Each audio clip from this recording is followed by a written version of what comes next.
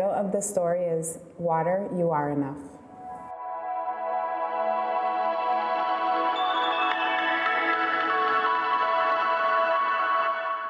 I enjoy the water as I swim in a sea of uncertainty, intimacy, anger, confusion, sadness, laughter, high and low expectations, first experiences, love, missing or longing. I still enjoy the water. Sometimes I want the water to tell me it enjoys me too. I have to be reasonable. It does let me know in its own way. Some days it calls me just to tell me so. Other times it pulls me so close I can feel so safe. Then splash, a huge wave hits me, moving all the sand from under my feet as I fall onto the wet sand. Another large, angry wave covers and rolls me. The higher purpose was to get tousled about by the wave and to be able to tell the story, to tell what you learned. Water, why are you mad at me, I ask. Water asks me, why are you mad at me? You know why, we both say at the same time. And just like that, the ocean spills out of my eyes. Hearts, minds, present, past, future are all just so fickle. Yes, you're right, but why are you mad at me? It asks me again. I take a big sigh, and before I know, when I thought I was ready, a huge wave hits and moving all the sand out from under me. Another large, angry wave covers and rolls me. I take time to step back, dry off, regroup, feeling bigger emotions than the last. I don't know which waves are angrier, but I still enjoy the water, and the water still enjoys me. I wonder and want the water to show me it enjoys me too. And the water does, in its own way, higher purpose. For you, for me, for both of us. Water, did you say you have a higher purpose? Fulfillment in pairs, it's always. Me and water, the sand and me, seagulls and me, my food and the seagulls, me and the sun, my tan and I. As I gently swim, water is not always gentle. I feel disappointed. I stop swimming gently and thrash violently. I remove my bathing suit so that I can feel the water on every part of my body. Despite water already being there, it's just not enough. It's not close enough and it's not wet enough. A huge wave comes toward me, and as the sand is moved out from under my feet, I regain my balance. And just before I am covered and rolled, I stand and I watch. I take time to step back. And as I stare at you, water, I realize sometimes it's not enough, and often it is enough, more than enough.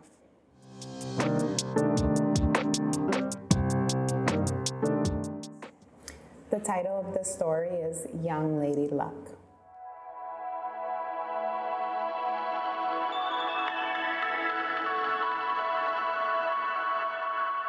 It was a warm day in July. I was 17 and in summer school because I had yet again failed math. This prevented me from graduating in May with my class. Once I passed this class, I would graduate in August. I worked all day at Caché, the shoe store at the corner of 181st and St. Nick. Ironically, my feet hurt. I should have worn more comfortable shoes, I thought, but I wore my heels all day so I could look cute for Joe. I walked home past the Chapi Chapi clothing stores, the Frio Frio cart. I stopped to buy my daily pastelito from the cart on Wadsworth and 181st Street, enjoying a Goya pear juice with it. The vendor was the rudest motherfucker you will ever meet. With zero people skills, but he could cook his ass off. I gladly paid him $2 a pastelito, snatching it out of his hand every single time because it was my way of protesting his behavior. The last time I got into an argument with him, he refused to sell to me for a week. I was indignant, and that was where I draw the line. If I wanted them, and I wanted them badly, I could not talk shit. This snack energized me and prepared me for the 14-block walk home. I had lived in the city for over a year. I loved the noise, the loud music playing from stores and cars, people talking or yelling, the trash, the graffiti, the drug dealers, the catcalls, the random tree, and the variety of stores and large, pretty parks. I viewed my neighborhood as a 24-hour block party. Every time I arrived on my block, 169th Street, I was transported to another world, leaving behind the hustle and bustle of the city. Approaching Fort Washington from Broadway, life transformed into a peaceful, clean, pretty, safe place with flowers, nicer cars, zero to little drug dealers, better drugs, and way more white people, and nicer views of the insides of people apartments. Most people who lived there were educated, employed by the medical center, or studying at Columbia University. My building was closer to Fort Washington, and for that I was grateful because I enjoyed the transition and I felt safe being there. I was living with an acquaintance, Jean. She was cool, and although sometimes I felt like she tag-teamed me, I did feel comfortable there. She was older and had more experience, so I took it as life lessons. Jean had told me she was 24, but one day I was borrowing some of her clothes without her permission, and I found her passport, which revealed she was actually 32 years old. I never asked why, and I never admitted that I found that. I arrived home to find Jean and her longtime neighbor, Steffi, sitting and chatting in the living room. I greeted them, sat down, and said, "I'm starving." I said, even though I had just had that pastelito and pear juice. I got up and said, "What did you cook?" My rent included food and board, and that night she made a delicious green salad with lettuce, microgreens, with a nice vinegar-based dressing, white rice, beans, and fried pork chops. We sat and chatted in the living room about clothes, our favorite perfume, Tommy Girl at the time, money and bills. Steffi and Jean started talking about a job. Steffi's husband was a drug dealer. She lived in a beautiful one-family house in New Jersey and drove a 1995 BMW. And if you're from the Heights, for some of us, that is your dream future life. Jean was listening intently and asking how much money one could earn while Steffi answered. The job entailed carrying cocaine on a plane from New York to Virginia. Jean seemed a little hesitant because she was a mom, so I did what any hot-headed teenager would do. I volunteered my services. The conversation made a smooth, almost perfect transition, almost as if it was scripted or rehearsed. Steffi explained that her husband knew somebody at the airport and it was a foolproof plan. No one would ever get caught, and until that day, no one had ever gotten caught. I said, "Sign me up, I'll do it." I felt I had nothing to lose, and who couldn't use an extra $2,000? Steffi said she would connect me to her husband, Carlo, to talk about it further. We spent the rest of the night chatting, watching, and criticizing novelas. The very next day, I met up with Carlo. He was tall, husky, with caramel-colored skin. I bet he tasted like caramel. He picked me up in their second BMW. The AC was on. The interior of the car smelled like fresh leather. It was clean, and the custom ergonomic seat made the experience better. He played Oro Solido, y en inglés, Solid Gold, and we went on a short ride. He explained that he knew someone at the airport and there was no way we were getting caught. He would bag the cocaine, covering it up with silver duct tape, and put it inside Durango boots. If someone were to open the bag and look inside of it, it would look like you have 2 or 3 pairs of cowboy boots among your clothes.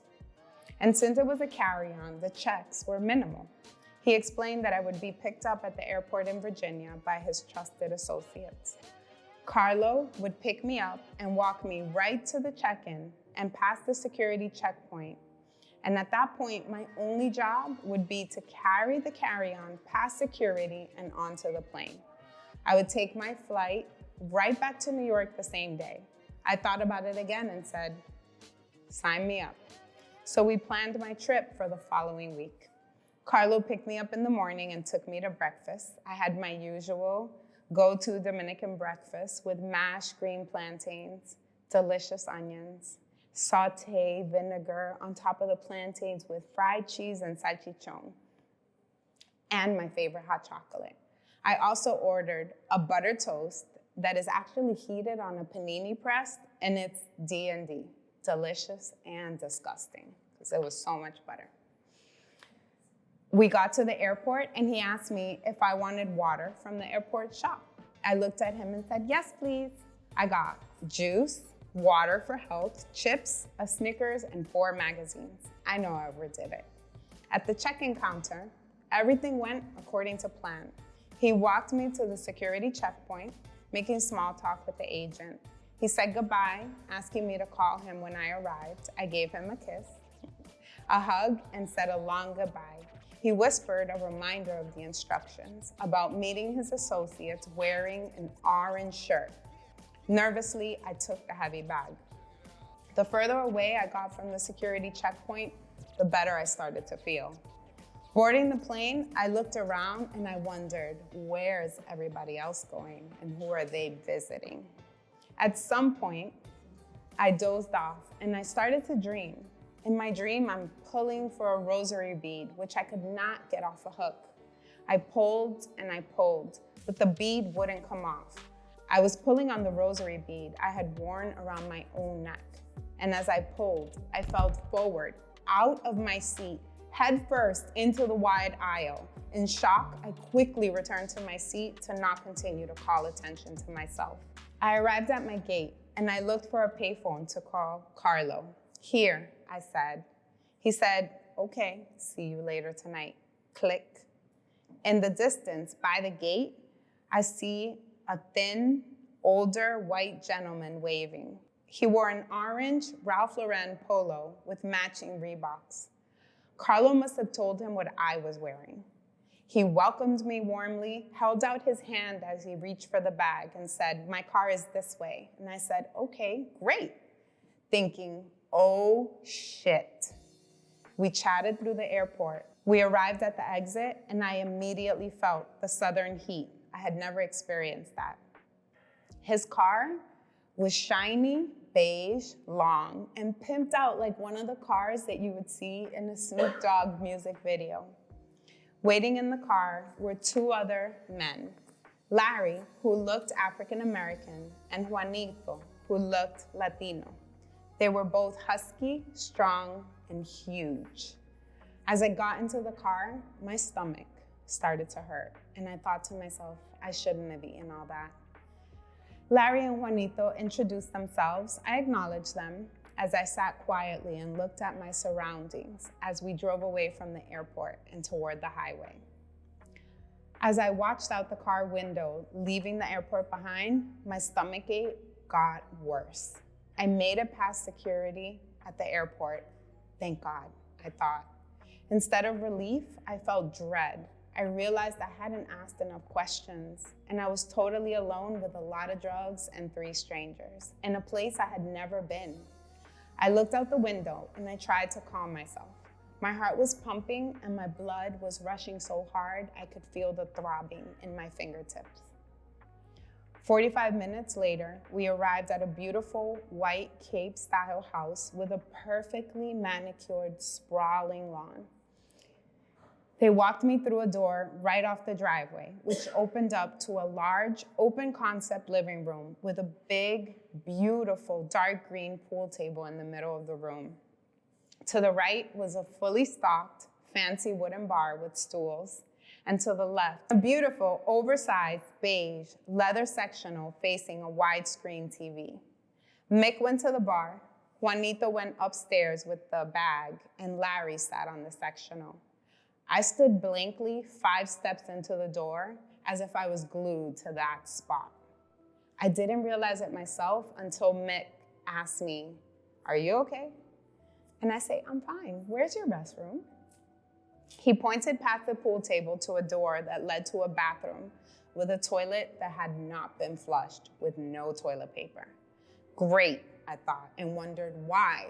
How could this house be so nice and the bathroom be so disgusting? I had been sweating profusely. My stomach hurt so much, I did my best not to throw up as I flushed the toilet, but I could feel a gush coming. I spent an hour in that bathroom. I wet my hands to clean my sweaty armpits and other parts. Mick came to the door and said, "Are you okay?" And I loudly replied, "I would have been better with some soap and toilet paper. I will be right out." I heard the next room explode into laughter. I said yes from the safety of the locked bathroom. I was afraid, not because they were men, but because they were strangers. I thought they're gonna kill me and chop me up into small pieces. I washed my face, I drank some water, and I opened the door. And as I exited the bathroom, there was a new roll of toilet paper right next to the door on the floor. They looked up from the pool game and said, "Damn, girl, you all right?" More importantly, is the toilet all right? We all rolled into laughter. That helped me calm down a bit. Juanito said, "G, do you know how to play pool?" "Yes," I replied. "Grab a stick, let's do this." I had played a lot of pool with my sister and her husband. As we played, we talked and we laughed. And suddenly, the doorbell rang. I thought, that's it, I'm gonna die now. Larry opened the door and I closed my eyes and I waited. I opened my eyes and to my surprise, it was a delivery person. I thought, I don't give a fuck. If this food is poisoned, I'm gonna eat it, I'm gonna enjoy it, and I'm gonna die slowly. Mick said, "We ordered some food while you were in the bathroom. My mama always said, it's bad manners not to feed your guests." I devoured that food, and before I knew it, it was time to go back to the airport. I returned to the dirty bathroom one more time, but for a short trip. On the way to the airport, Mick explained that my bag with all the belongings was in the trunk, and I said, "Oh my God, no, not again." He said, "No, girl, the boots are empty. We took care of that while you were shitting your brains out." I've been there. I've wondered if I was going to die. And it makes you do two things. You shit or you beg. He said. They roared into laughter. My face got hot and I could feel the redness on my cheeks. I arrived at the airport and just like with Carlo, Mick walked me to the check-in desk. As I waited for the plane, at the gate, I cried softly but steadily. I could not get past the fear that I felt at that first security checkpoint and in that bathroom. I thought about my decision and I gave thanks. If I could have eaten the rosary beads, I would have. A month later, I found out that I was pregnant and things could have been so terribly different.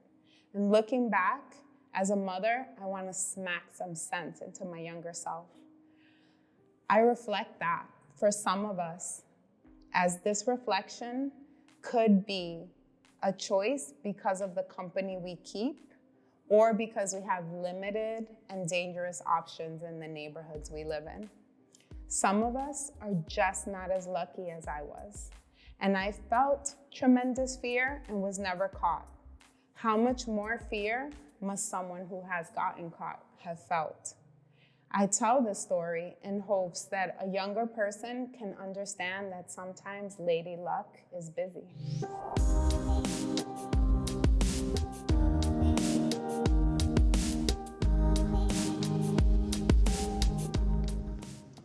This story is called, "I Thought This Was a Good Day."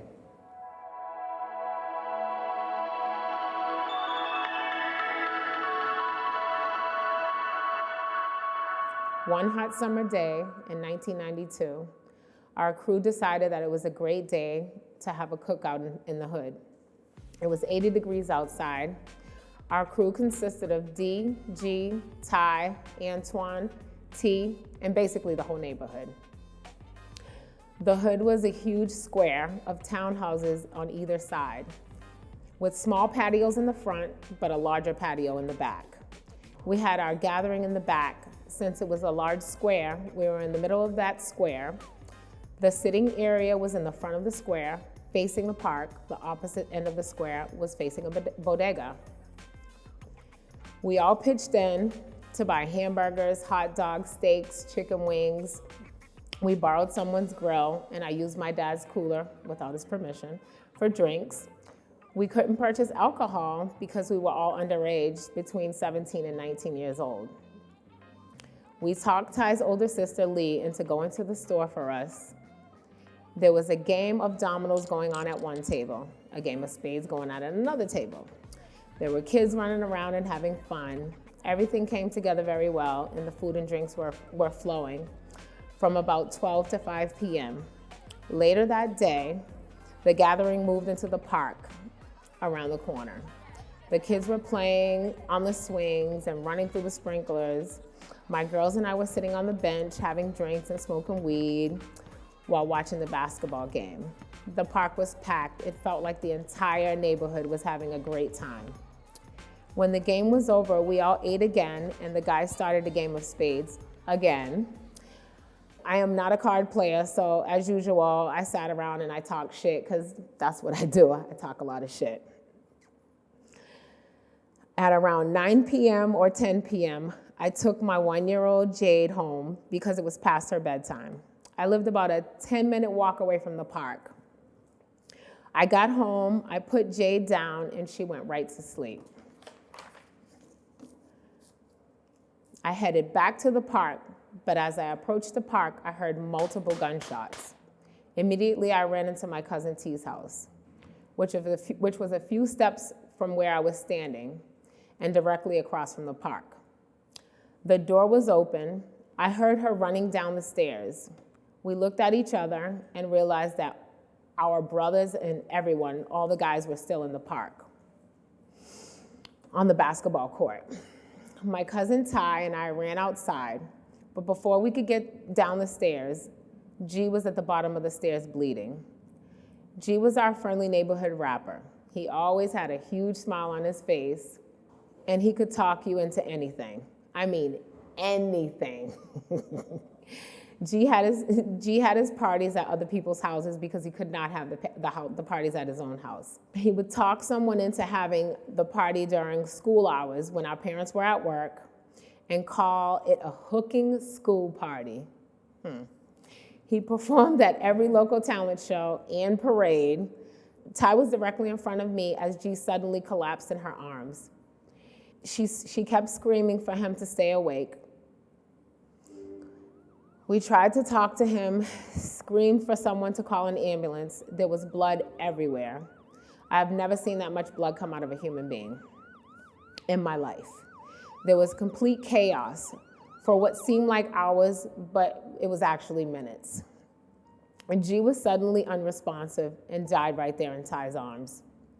We were shocked and could not fully process what was happening in that moment. There was blood all over Ty's clothes, and people were running and screaming. There were 3 other people shot that night in the park. G was the only fatality. I'm sorry.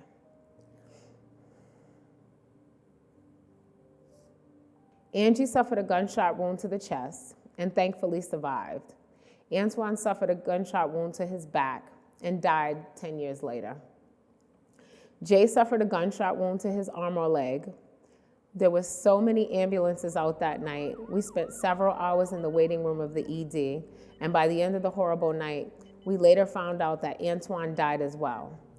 But somehow, they were able to bring him back, thankfully. This night forever changed our lives, and we have never sat in that park with the same comfort that we did that day. In fact, this may have been the start of my anxiety.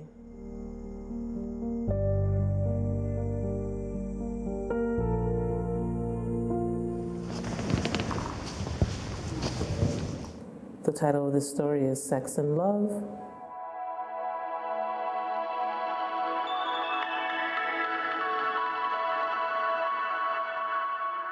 I could never be tired of sex, and I hope that it will always be one of the most important things in my life. Having a healthy sex life is important. I didn't always understand and hated sex most of my life. I am sure that comes from the different degrees of abuse that I've encountered. Once I was able to embrace healthy sex, my mind was blown, and I could not get enough of it and hope to be 100 and still enjoying healthy, mind-blowing sex. Let us be clear, the right partner makes all the difference. Having someone meet your sexual energy and desires will take your sex life to another dimension. My thoughts on love is yet to be determined. I've always loved the thought of love, always wanted my fairy tale love and my happily ever after. Now I'm trying to see where it all fits into my life and my new perspective on love. The last 2 relationships I had where I thought I was madly in love, but now I understand I was a bit desperate. I realized all of this after I broke it off with each of them.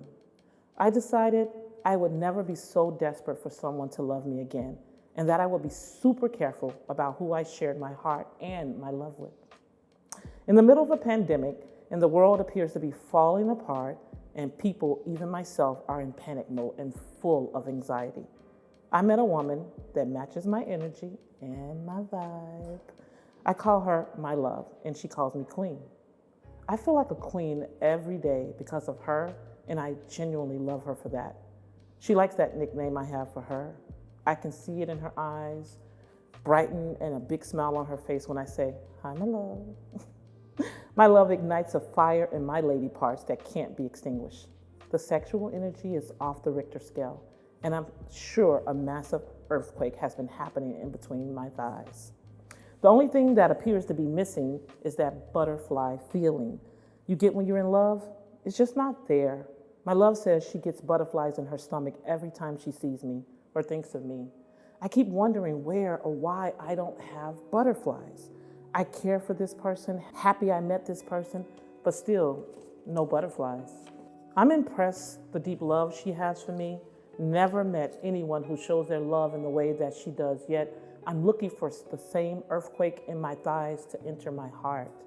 Maybe there will not be butterflies or an earthquake in my soul, chest, stomach. Maybe butterflies are not for everyone. Then again, maybe the love will just sit there and just be still. Maybe this love is different. Who says we need butterflies or earthquakes in our heart? I mean, they do not really last long anyway. I've noticed that people always want to experience that in-love feeling that you have in the so-called honeymoon stages of a relationship. I realize that successful relationship can only last even when the in-love feeling is gone, because you choose to love someone because he or she is your choice. I choose to love this woman because I met her during a pandemic at one of the scariest times of my life. My love brought comfort. She took me off the dreadful night shift. I can rest comfortably in her presence, whether I'm talking on the phone with her or lying beside her in bed. So I guess my feelings about love have shifted and matured past the actual feeling to what I can visualize. I can look up and see my love looking at me with her brown eyes staring into the windows of my soul, simply because she loves me. I hear when she says, "I cannot believe how lucky I am to have you in my life." And sometimes it feels like a dream. I feel her love sexually when she makes my lady parts purr like a kitten and then roar like a lion. I no longer need to put on a mask. I don't have to pretend to be someone else. I don't have to bite my tongue or watch my words. My love allows me to be me, which isn't always pretty. She accepts this little bit of ugliness I can display from time to time. So my thoughts about love and sex will continue to grow and change as we continue to grow together.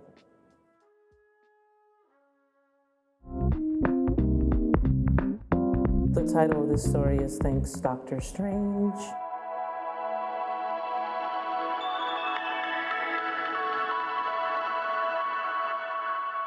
Thanks, Dr. Strange, for all the strange things that keep happening to me. Like, it isn't strange that you seem to be the one who always must carry such a heavy burden. From childhood trauma into adult misfortunes, multiple divorces, hiding in an unkept closet because your heart hasn't been kept, broken down emotionally, beat and drained. You smile even though you feel so strange inside. Feel like a stranger in most places, fighting to find your place in strange places. Stranger to everything and nothing, because sometimes you feel like nothing, like you came from nothing, but don't let nothing hold you back. It's strange how you can doctor on yourself to make you feel better, to feel lighter, to feel like you belong. You do belong. You are somebody. You came from somewhere. You have to be here, but where?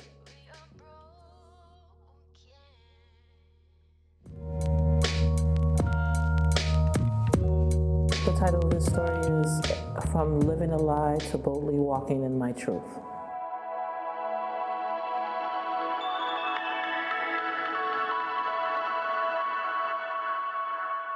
I've always been intrigued by a woman's body, lying in bed, reading books on lesbian erotica. I remember becoming excited, but pushing the feelings away. I was taught as a young girl the Bible, and one story in particular stood out for me: the destruction of Sodom and Gomorrah. I didn't want to be destroyed, let alone burn in hell forever, so my feelings were pushed so far down, I forgot they existed, or so I thought. The feeling had not gone away. I suppressed them, except every time I would see the kind of woman that caught my eye, I would break my neck to get a closer look. I left the church in my early teen years and later returned as a young adult, when I was in the thick of parenting my children. I remembered a particular day while living in Washington State. It was the early 1900s, closer to 1993. My children and I were at the park enjoying the nice sunny weather, escaping the typical rainy weather.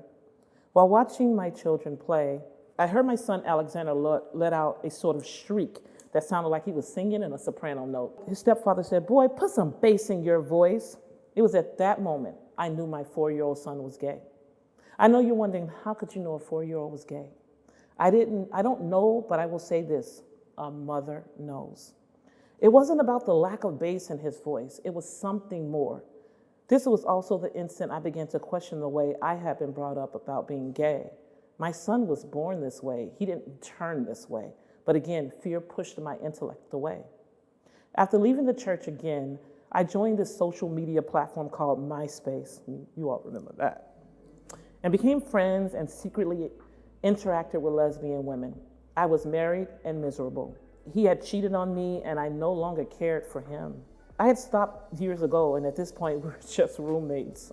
I would have said co-parenting, but I was a single housewife, and that's another chapter of this story for a later time. By the time I had decided to come out, it didn't matter what the person looked like or how they treated me. I was ready to be the me I had hidden for so long.